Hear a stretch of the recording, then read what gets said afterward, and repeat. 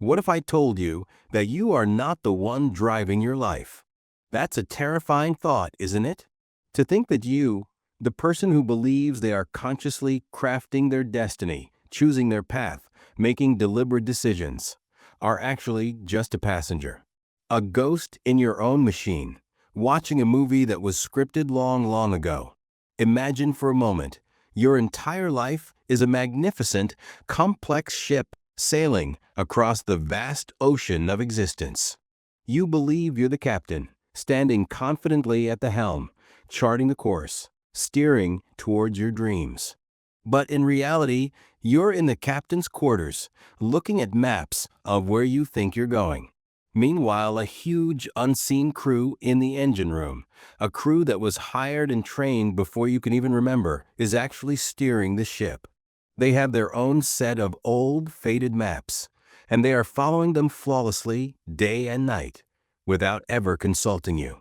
Every single day, you make thousands of choices, from the instinctive way you hit the snooze button, to the exact words you choose in a difficult conversation, to the deep, gut feeling you have about a major life decision. But what if I told you that 95%, if not more, of those decisions are being executed by that unseen crew? A crew operating on a set of rules and beliefs programmed into them since the day you were born. A silent, invisible force running the show completely outside of your conscious awareness. This force, this crew, is your subconscious mind. And the most important, most profound question you could ever ask yourself is, who's really in control of it? Because if you're not consciously and deliberately choosing your thoughts, your habits, your emotional reactions, and your core beliefs, then who is? Or, more terrifyingly, what is? Stay with me. Settle in, get comfortable, because we are not just scratching the surface today. We are going on a deep, comprehensive expedition into the most mysterious, powerful, and misunderstood part of yourself.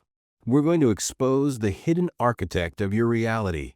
We're going to meet the original programmers, and we're going to uncover the external forces that are still, to this very day, trying to write your code. By the end of this journey together, I promise you, you will have the keys, not just to the engine room, but to the entire ship. This isn't just another self-help video. This is a manual for your own mind. This is the beginning of you becoming the true captain of your life. Chapter 1. The Ghost in Your Machine. All right, let's get right into the heart of it. That 95% number I threw at you? It's not just a catchy statistic for a video intro. It's a foundational concept in modern neuroscience and psychology. Let's actually break that down, not as a number, but in the context of your real life.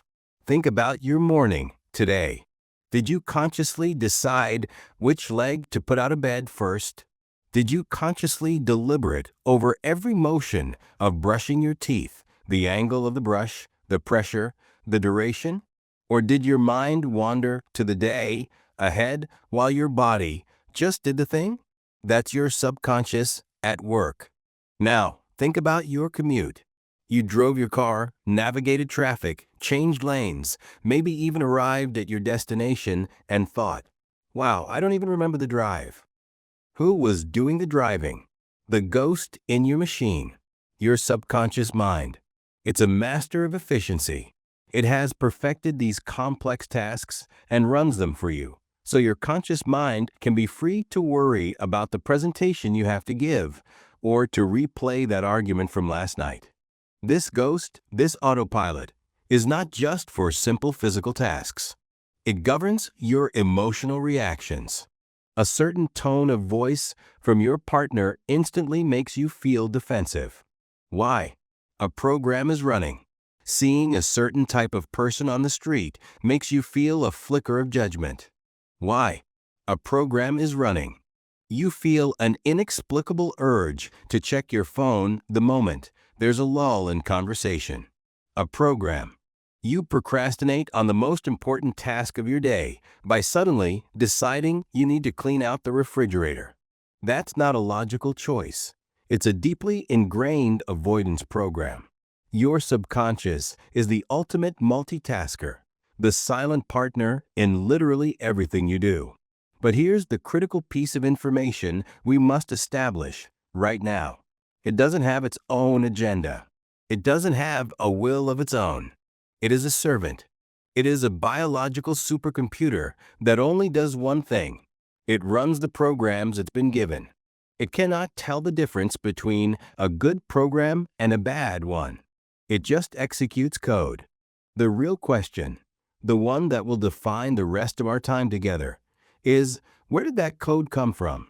Who wrote the software that is currently running 95% of your life? That's the mystery we're here to solve. Chapter 2. The Iceberg Analogy, a quick tour. To truly grasp the scale of what we're talking about, we need a visual. The most famous one for good reason is the iceberg. Picture it in your mind's eye, floating in a vast cold ocean. The part you see above the water, the gleaming crystalline tip, that's your conscious mind. It's the part you identify as you. It's the voice in your head that's listening to me now. It's your willpower, your logic, your critical thinking, your short-term memory. Neuroscientists have estimated that the conscious mind processes information at about 40 bits per second. That sounds like a lot, but stay with me. Now, imagine plunging your head beneath the water. The sheer scale of what lies beneath is breathtaking and terrifying. This massive, colossal chunk of ice, 90% of the total mass, hidden in the deep, is your subconscious mind. This is the powerhouse. This is the storehouse of every single thing that has ever happened to you. Every sight, every sound, every smell, every joy, every wound. It's where your beliefs, your values, and your memories are stored. It's the seat of your emotions and your intuition. It runs your involuntary bodily functions, your heartbeat, your breathing, your digestion, without you ever having to think about it. And its processing power? It's estimated to be around 40 million bits per second. Let's be clear about that difference. 40 bits versus 40 million bits. Your conscious mind is like a single person with a calculator. Your subconscious mind is like a vast network of supercomputers. So when your conscious willpower, the 40-bit processor, tries to fight against a deep-seated subconscious program, the 40 million-bit processor, who do you think is going to win? This is why you can consciously decide to stop a bad habit. And by lunchtime, you find yourself doing it again without even realizing it. The captain on the deck is shouting, "Turn starboard." But the massive crew in the engine room, following their old maps, keeps the ship steaming straight ahead. Your life is not steered by the tip of the iceberg. It is steered by the massive, invisible currents pushing against the enormous bulk of the ice hidden below. To change the direction of the iceberg, you can't just push on the tip. You have to go below the surface and change the currents. Chapter 3. The Original Architect. So where did those first foundational maps, that original software, come from? To understand this, we have to travel back in time to the first 7 years of your life. From birth to roughly age 7, your brain wasn't operating like it is now. It was in a constant state of hypnosis. A child's brain operates predominantly in lower frequency brainwaves, specifically delta and theta. Delta is the state of deep, dreamless sleep, and theta is the state you experience during deep meditation, hypnosis, or in that magical twilight zone just before you fall asleep. Theta is a state of pure creation and superlearning. It's a state where information bypasses the critical faculty, the conscious gatekeeper, and flows directly into the subconscious mind. You were a walking, talking, living sponge. You didn't have the ability to analyze, to reject, or to critically evaluate the information coming in. You just absorbed everything. The way your parents talked to each other became your subconscious blueprint for how relationships work. If they were loving and respectful, that became your program. If they were argumentative and distant, that became your program. The things they said about money, money doesn't grow on trees. We can't afford that. Rich people are greedy. Were downloaded directly into your mind, forming the foundation of your financial thermostat for the rest of your life. The way they reacted to your mistakes, with patience and encouragement or with anger and criticism, programmed your core beliefs about your own self-worth and capabilities. Their fears became your fears. Their limitations became your limitations. Their religious beliefs, their political views, their prejudices, their joys, their anxieties. All of it was installed as the foundational code of your operating system. You didn't choose any of it. It was given to you. And for many of us, we are living our adult lives, making adult decisions, through the emotional lens and belief system of a 5-year-old child. I want you to really take a moment and think about this. What were the unspoken rules of your household? What beliefs about the world were constantly modeled for you? Drop a comment below with one rule or belief you inherited from your childhood. Acknowledging the program is the first step to rewriting it. Chapter 4: The Autopilot. Your brain has one primary directive that overrides almost everything else: survival. And a key part of survival is energy conservation.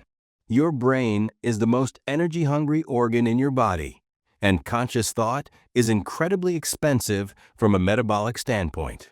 So, your subconscious has a brilliant efficiency hack. It takes anything you do repeatedly and turns it into an automatic program, a habit.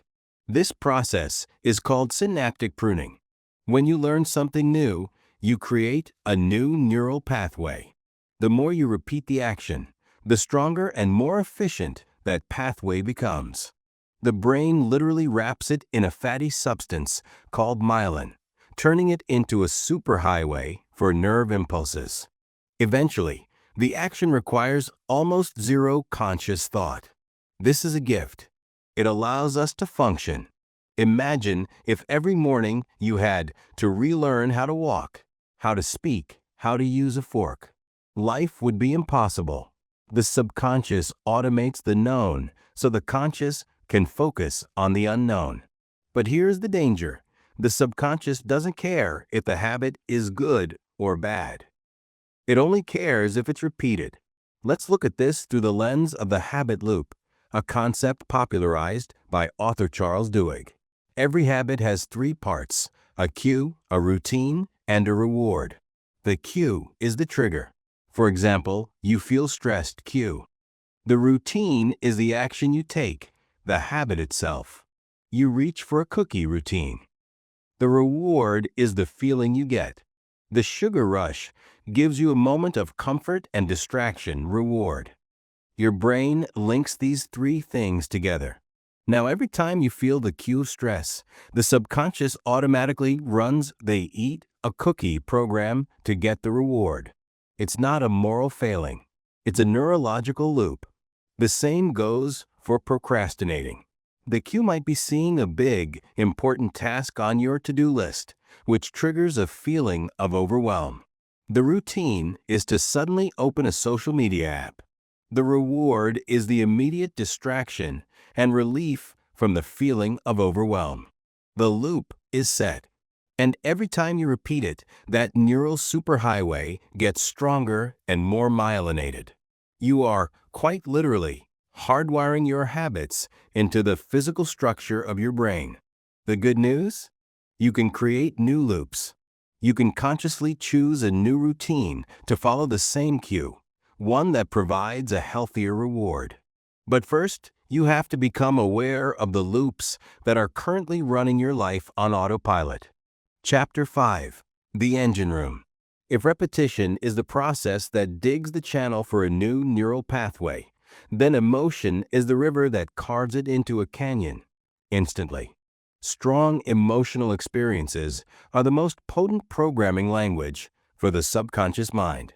They act as a kind of neurological superglue, searing a memory or a belief into your psyche with incredible force. This is a direct function of your brain's survival mechanism, primarily managed by a little almond-shaped part of your brain called the amygdala. The amygdala is your emotional alarm system. When you experience something with a high emotional charge, the amygdala essentially flags it and says, "Pay attention." This is important for survival. This is why you can remember exactly where you were during a major world event or the details of a car accident with crystal clarity, even years later. These are called flashbulb memories. This mechanism is brilliant for keeping us safe. If a child touches a hot stove and feels intense pain and fear, the subconscious immediately installs a powerful program. Stove equals pain equals danger. Avoid at all costs. That program will protect them for life. But this same mechanism works for all kinds of emotional experiences. Imagine a child in school who is asked to present in front of the class. They get laughed at and feel a wave of intense shame and humiliation. In that moment, their amygdala fires up and the subconscious installs a program. Public speaking equals humiliation equals danger. Avoid at all costs. That single emotionally charged event can create a lifelong phobia that holds them back in their career and personal life. Conversely, a moment of profound love, praise, or achievement can install a powerful, positive belief. A teacher who tells a student, "You are a brilliant writer," at a moment when the student is feeling proud of their work, can install a core belief of capability that fuels their passion for years. Your subconscious is constantly referencing these emotionally charged memories to navigate the present. When you face a new situation, your subconscious quickly scans its database of past experiences, looking for an emotional match. If it finds one, it triggers the same emotional and physiological response you had in the past. This is why you can have a visceral, negative reaction to someone you just met. They may subconsciously remind you of someone who hurt you in the past. It's why a certain song can instantly make you happy or sad. You are not reacting to the present moment. You are reliving the emotion of the past. To truly be free, we must learn to uncouple the past's emotional charge from the present's reality. Chapter 6: The Unseen Current. Now, let's zoom the camera out. You weren't just programmed in the vacuum of your immediate family. You were born into a pre-existing, massive web of programming called culture and society. This cultural operating system is so pervasive, so deeply embedded in our language, our institutions, and our daily lives, that we don't even see it. We mistake it for reality. Think about your concept of success. For most in the Western world, the program is a university degree, a stable corporate job, a mortgage, a car, marriage, and 2.5 kids. This is not a universal law of happiness. It is a cultural script. In other cultures, success might be defined by the strength of your family bonds, your service to the community, or your spiritual enlightenment. Neither is right or wrong, but they are fundamentally different programs. Consider your relationship with time. In North America and parts of Europe, time is seen as linear and finite. It's a resource to be managed, saved, and spent. Time is money. This program leads to a culture of efficiency, schedules, and anxiety about wasting time. In many Eastern or Latin cultures, time is cyclical and abundant.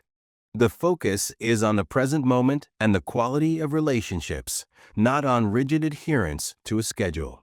This program leads to a more relaxed, present-oriented way of life. These cultural programs dictate what is considered normal or abnormal, polite or rude, beautiful or ugly. They are installed through the stories we are told as children fairy tales, the history we are taught in school, the laws of our country, the structure of our economy, and the daily reinforcement from everyone around us who is running the same program. This isn't a conspiracy.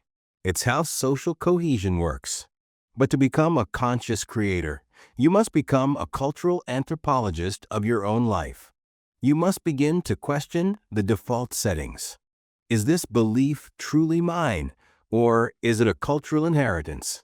Does this definition of a good life actually resonate with my soul, or am I just following a script I never consciously chose to read? Chapter 7. The Daily Persuaders. If our childhood and culture laid the foundation and built the walls of our mental house, then modern media is the interior decorator who is constantly, aggressively trying to change the furniture, 24 hours a day, 7 days a week.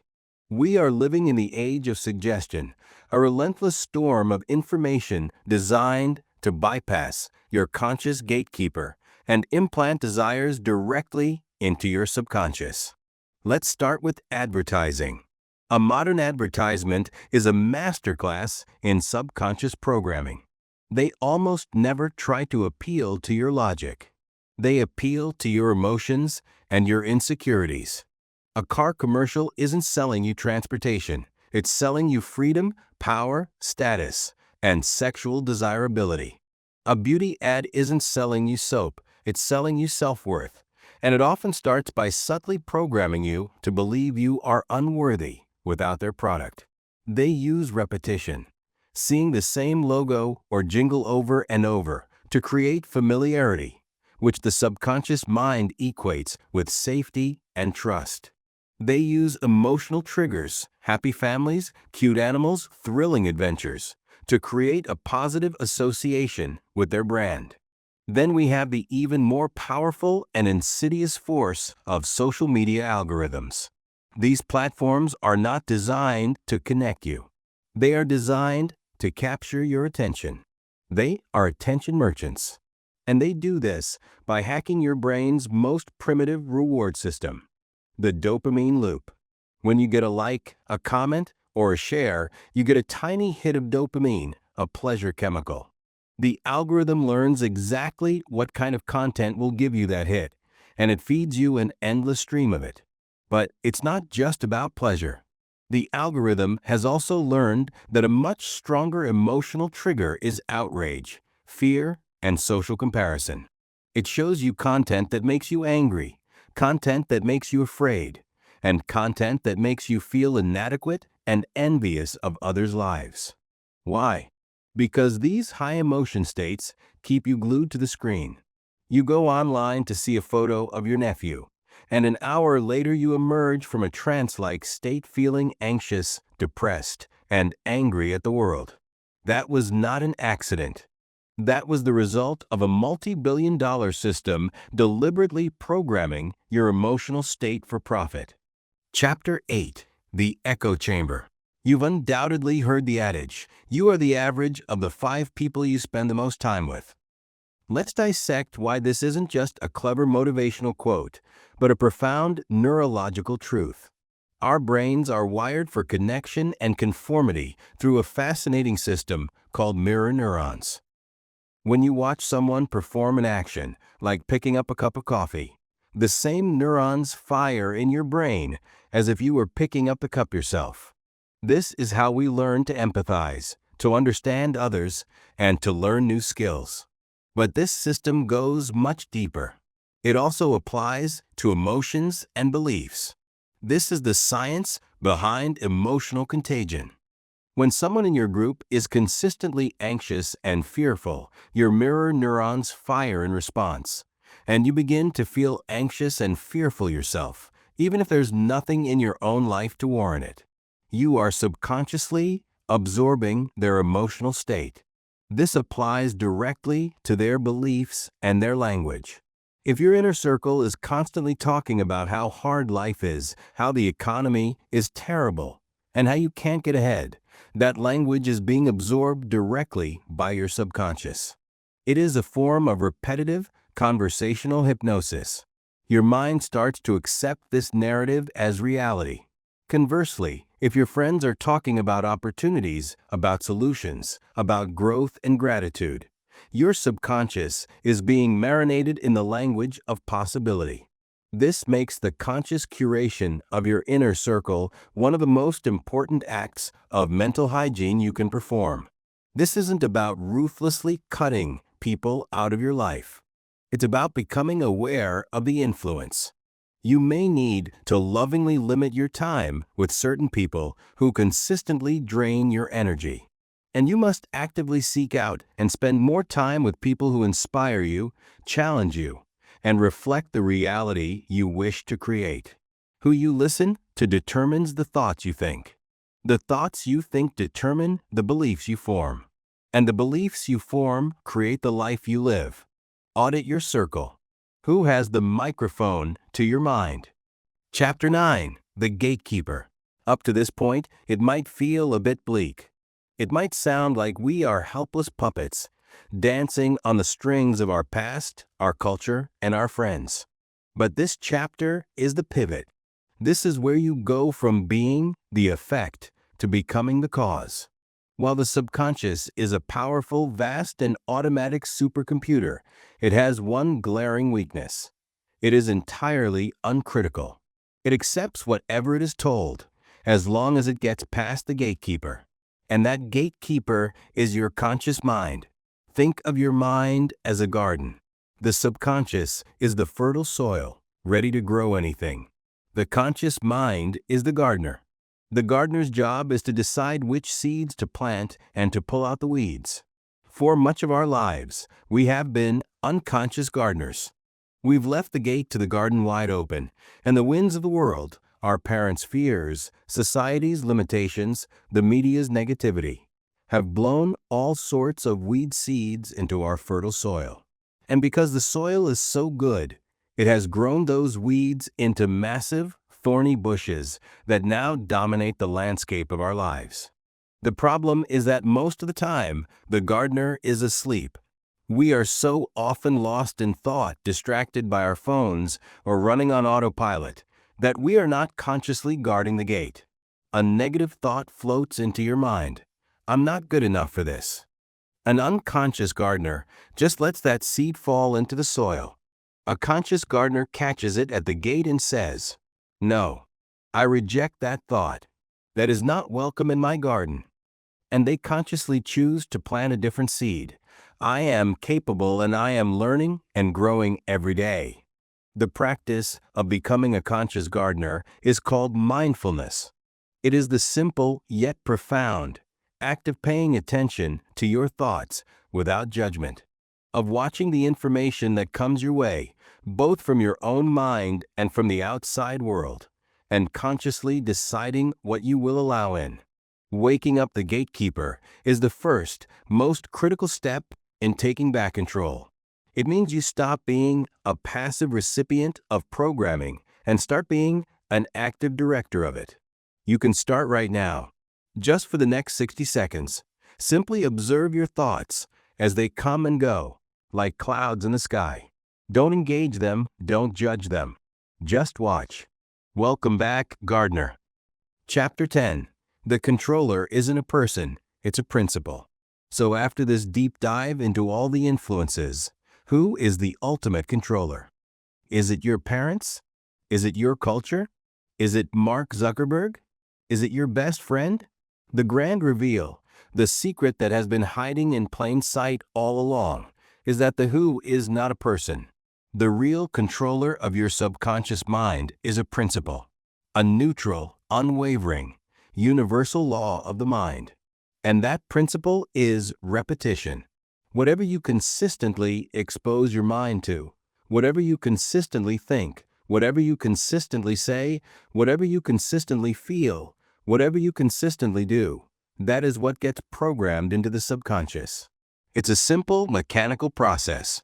Think of it like creating a path in a dense forest. The first time you walk it, it's difficult. You have to push branches aside and watch your step. The second time is a little easier. After you've walked that same path 100 times, a clear, well-trodden path has formed. After 1,000 times, it's a wide, easy road. That is exactly how neural pathways are formed in your brain. Repetition creates the path. This principle is completely neutral. It's like the law of gravity. Gravity doesn't care if you are a good person or a bad person. If you step off a roof, you will fall. The principle of repetition doesn't care if the thought or habit is beneficial or detrimental. If you repeat it, it will be installed.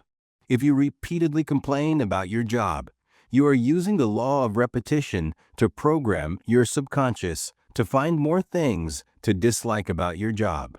You are creating a job is terrible superhighway in your brain. If you repeatedly tell yourself you're broke, you are using the law of repetition to program your subconscious to ignore opportunities for abundance and to create behaviors that perpetuate lack. But here is where all of your power lies. This very same principle can be consciously hijacked for your own benefit. If you repeatedly focus on what you're grateful for, you are using the law of repetition to program your subconscious to scan your world for more things to be grateful for. If you repeatedly visualize your success, you are using the law of repetition to program your subconscious to guide you towards that success. The controller isn't an external force you have to fight. The controller is a neutral principle that you can learn to master. You have always been in control of this principle. You just may have been using it unconsciously. Now, you will learn to use it consciously. Chapter 11. The moment you gave your power away. Let's make this intensely personal. Because understanding the theory is one thing, but recognizing it in the fabric of your own life is where true change begins. I want to guide you through a brief reflection. I want you to think back and identify moments, patterns, or times in your life where you unknowingly handed the remote control of your mind over to someone or something else. Think about a time you were in a highly emotional state. Perhaps a bad breakup, a job loss, or a moment of intense failure. In those moments of emotional vulnerability, your conscious gatekeeper is offline. Your subconscious is wide open, recording everything. The negative things you said to yourself in that state, I'm unlovable, I'm a failure, I'll never recover from this, weren't just fleeting thoughts. They were powerful programming commands being installed during a moment of peak suggestibility. You gave your power away to the pain of the moment. Think about your daily habits of consumption. The hours spent passively scrolling through a social media feed filled with curated images of perfection.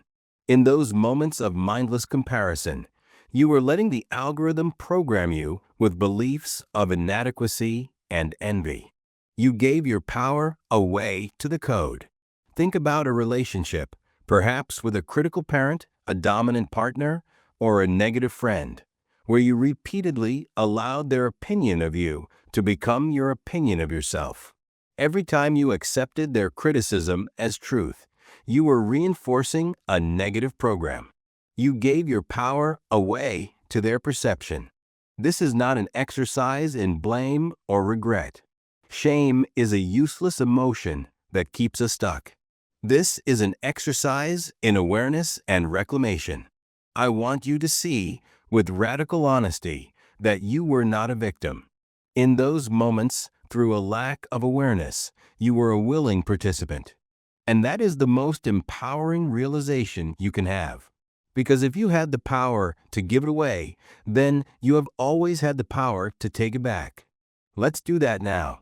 In your mind or in the comments below, I want you to identify one such moment and consciously say to yourself, I am now taking my power back from that moment. That program is no longer authorized to run. This is a profound act of conscious rebellion against your old programming. Chapter 12. Seizing the controls. We've done the diagnostic.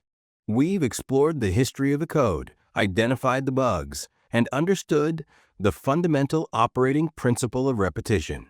Now, it's time to become the programmer. It's time to start writing new code. This is the active, exciting, and life-changing process of reprogramming your subconscious mind. Think of your mind like a computer that came preloaded with software from your childhood and culture. Some of it is useful, like the operating system that allows you to walk and talk. But much of it is outdated software, malware, and bloatware that is slowing you down and causing your system to crash.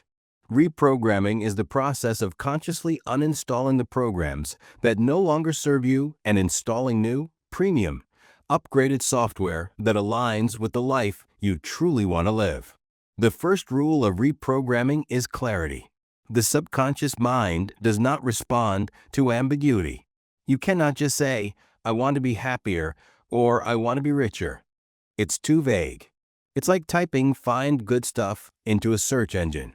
You need to give it precise, clear, and detailed instructions. What does happier look like, feel like, sound like?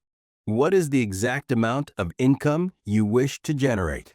The more specific the command, the more effectively the subconscious can execute it. The second rule is consistency. You cannot write one line of new code and expect the entire system to change. You wouldn't go to the gym once and expect to be fit. You are overwriting decades of old programming. This requires daily, consistent practice. It's about making the new thoughts, the new beliefs, and the new feelings more familiar to your brain than the old ones. At first, it will feel like a lie. It will feel uncomfortable. That's a good sign. It means you are stepping outside of your old, familiar programming. Your job is to persist until the lie becomes your new truth, until the new code becomes the default program. Chapter 13. Affirmations and Visualization that Actually Work. Let's get our hands on the keyboard. Let's talk about the specific tools you can use to write this new code. Two of the most foundational and powerful are affirmations and visualization. But we need to use them correctly, because most people don't, and then they complain that they don't work. Let's start with affirmations. An affirmation is not just wishful thinking. A poorly constructed affirmation can actually do more harm than good. If you are deeply in debt and you look in the mirror and say, "I am a millionaire," a voice in your head, your conscious gatekeeper, will immediately scream, "No, you're not," and the affirmation will be rejected. An effective affirmation must be believable, and most importantly, it must carry an emotional charge. Here are the keys to powerful affirmations. 1. Start with the present tense. Use "I am," not "I will be." The subconscious only operates in the now. 2. Infuse it with emotion. Add feeling words. Instead of "I am confident," try "I am enjoying the feeling of complete confidence in myself." 3. Make it a process. If "I am wealthy" feels like a lie, try "I am in the process of mastering my finances and attracting more abundance every day." This is believable and empowering. 4. Repeat, repeat, repeat. Say them in the morning. Say them at night before bed, when your brain is in a receptive theta state. Write them down. Put them on your mirror. Immerse yourself. Next, visualization. This is the language of the subconscious. Your subconscious thinks in pictures and feelings, not in words. When you close your eyes and create a vivid mental image of your desired reality, your brain and nervous system cannot tell the difference between that imagined experience and a real one. You are literally creating new neural pathways and new memories of a future that has not yet happened. Here's how to visualize effectively. 1. Relax. Get into a calm, meditative state. This lowers your brain waves and makes your subconscious more accessible. 2. Use all 5 senses. Don't just see your goal. What do you hear? What do you smell? What do you touch? Who are you with? Make the scene as real and detailed as possible. 3. Focus on the feeling. This is the most important step. Feel the emotions of having already achieved your goal. Feel the joy, the gratitude, the relief, the pride. That feeling is the fuel that programs the subconscious. 4. Detach from the how. Your job is to create the what and the why. Let the infinite intelligence of your subconscious and the universe figure out the how. By consistently practicing these tools, You are no longer a passive observer of your mental state. You are a neurosculptor, actively shaping the landscape of your brain and by extension your life. Chapter 14. From Autopilot to Copilot. What is the ultimate goal of all this work? Is it to be constantly, consciously monitoring every single thought and action? To eliminate the autopilot entirely? No, that would be utterly exhausting and inefficient. The subconscious autopilot is an incredible gift. It's the most powerful tool you possess. The goal is not to get rid of it. The goal is to consciously program it so that its automatic settings are aligned with your highest goals and desires. It's the difference between being a passenger on a bus with a driver who is drunk and has a map to a place you don't want to go, versus being the owner of a state-of-the-art self-driving car. You consciously and deliberately input your desired destination. You set the climate control, you choose the music, you decide on the route. Then, you sit back and allow the powerful, efficient autopilot to handle the millions of micro-calculations required to get you there safely and smoothly. This is what it means to live intentionally. You are the conscious co-pilot. You set the destination. Your subconscious is the pilot executing the flight plan. When your subconscious programming is aligned with your conscious desires, you stop living a life of struggle and self-sabotage. You enter a state of flow. You find yourself automatically making healthier food choices. You find yourself naturally speaking up in meetings. You start noticing opportunities that were invisible to you before. This is because you have programmed your reticular activating system, a part of your brainstem, to look for them.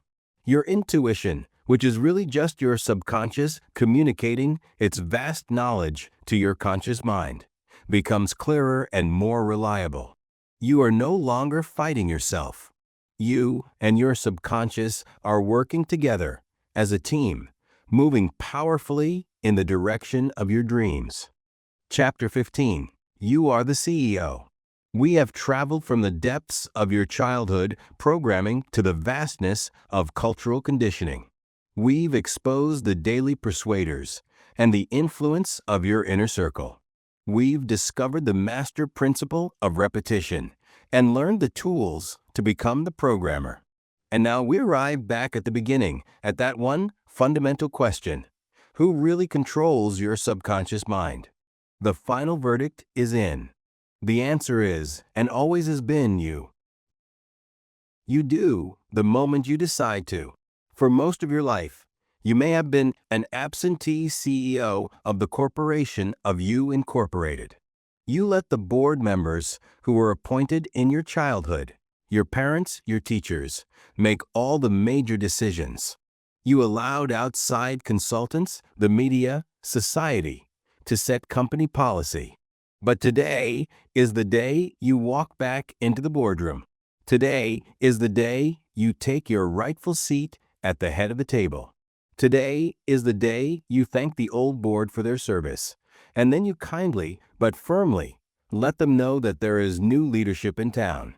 You get to look at the old mission statement, the old company policies, the limiting beliefs, the negative habits, the irrational fears, and you get to decide one by one which ones stay and which ones go. You get to write a new, bold, inspiring mission statement for your life. You are the Chief Executive Officer. You have the final say. Conclusion. This is not a one-time decision. It is a new way of life. It is a daily commitment to conscious awareness. It is the practice of guarding the gate of your mind. It is the discipline of repeating your new truth until it becomes your reality. The power to create any life you can imagine has been dormant within you all along, stored in the infinite potential of your subconscious mind.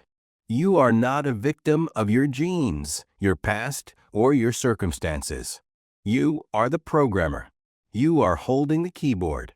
The screen is blank. You can write any code you choose. So my final question to you is this: what new program will you begin to install today? Not tomorrow, not next week. Today. What single, empowering belief will you choose to repeat? What old, limiting story will you decide to stop telling? This is your call to action.